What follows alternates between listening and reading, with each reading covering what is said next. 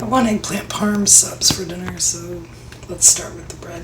In the bowl there's 2 tablespoons of sugar. I'm going to use a packet of yeast and 2/3 cup of water.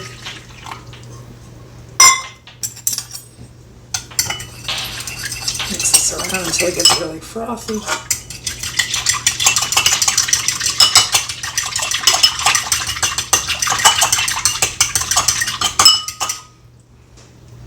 And now we leave it alone for 5 minutes.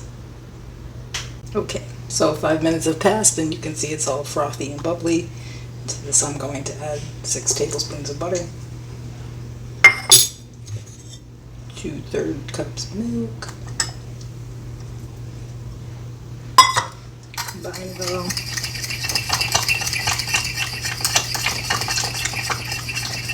Some people would use a stand mixer. I'm old school with it. I'm just too lazy to be cleaning all that up, and I'm going to add this to 4 cups of flour. I do this in a non-stick cooking pan because it's just kind of, again, easier for cleanup. So I'm going to combine all this. Once it's combined, it should look a lot like this. And then I just use my hands to knead the dough. Just putting all of the moisture into anything that's dry, and it should start to ball up. When your dough is completely kneaded, it should be a ball like this. It all sticks together into the pan. I'm going to cover this and leave it the hell alone for about 2 hours. So now I'm going to split my dough so I can make 2 large sub rolls. Straight down the middle.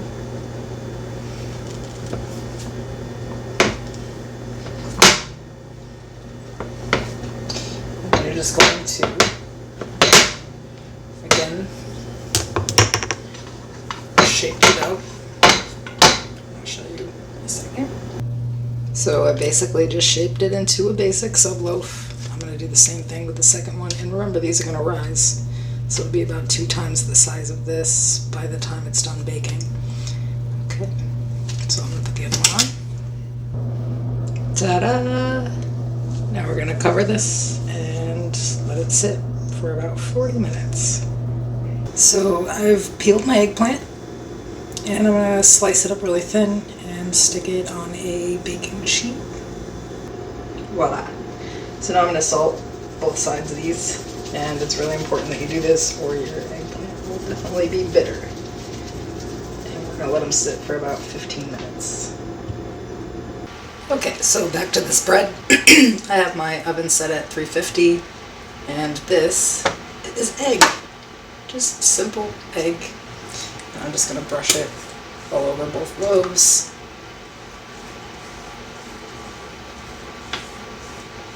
And then we are going to bake it at 350 for about 35 minutes.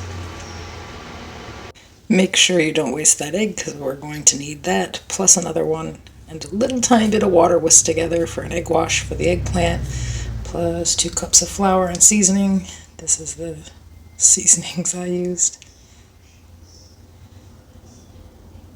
And this is our salted eggplant. You can see it released all those juices, so I'm going to use a paper towel and just pat these dry.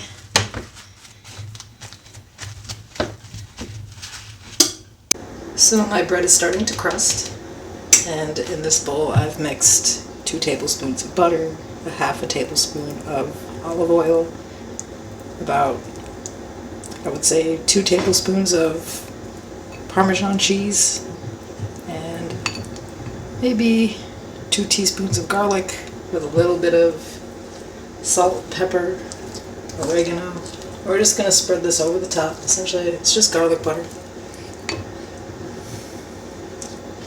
so that the garlic can crisp up for the rest of its baking time.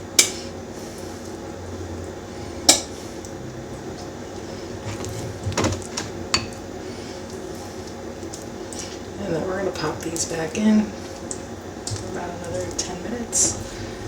And we will start prepping our eggplant.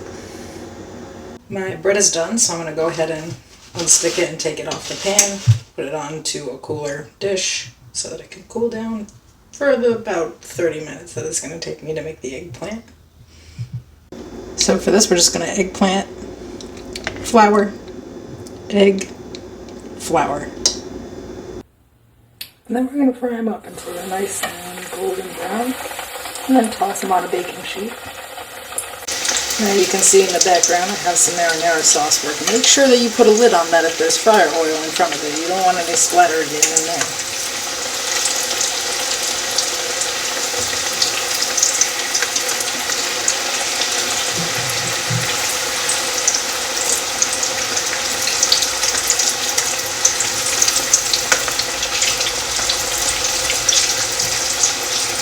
Now my oven is still hot because it was at 350, but I've put it on low broil and I've cut my bread in half so that the insides are sticking out, just so we can crisp that up because we're going to put sauce on it. So I've set aside some of the eggplant for a different dish I'm going to do, and this is my toasted bread.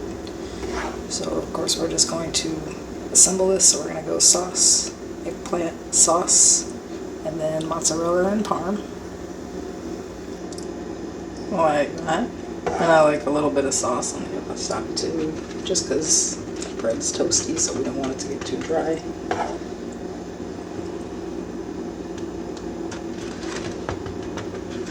And then we're going to pop these back in on the low broil for like, I don't know, till the top of the cheese is brown, maybe 4 or 5 minutes max.